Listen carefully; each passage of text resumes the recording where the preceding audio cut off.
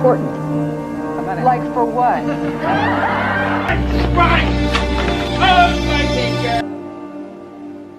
All I am is a man. I want the world in my hands. I hate the beach, but I stand in California with my toes in the sand. Use the sleeves of my sweater. Let's have an adventure. Head in the clouds, but my gravity's centered.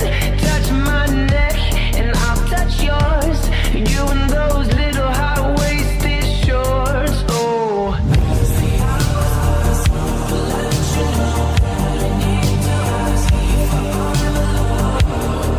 17. You don't know me, son. Get it. 18. You don't know me, son. Get it. 19. You don't know me, son. When you put yourself in hell, that's the only time you can figure out how the fuck to get through that motherfucker. You can't read somebody else's book about some theory on how to do shit. Some guy who sat up in a nice warm office and wrote some book with a nice cup of coffee in the fucking hand. No, I want to see that guy who immersed himself in fucking hell, and he thought about quitting and leaving and his wife and his kids, and why am I here? Is it worth it? All this crazy shit, and still said and found out a way to get through it.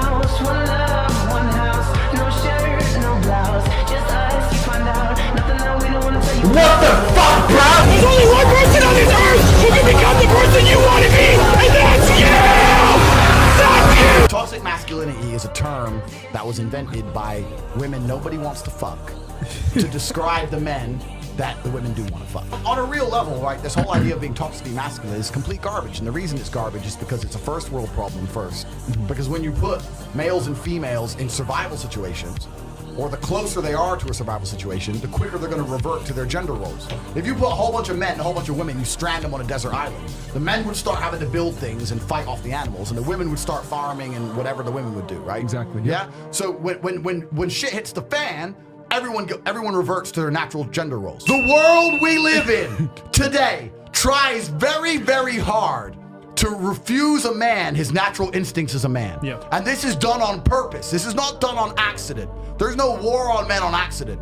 Men are the ones who start revolutions. If you look at any revolution in history, it was the men who were on the street and started that revolution. If you want to control a populace, the first thing you do is control the men. When you're left with nothing but females, you can conquer and control a society.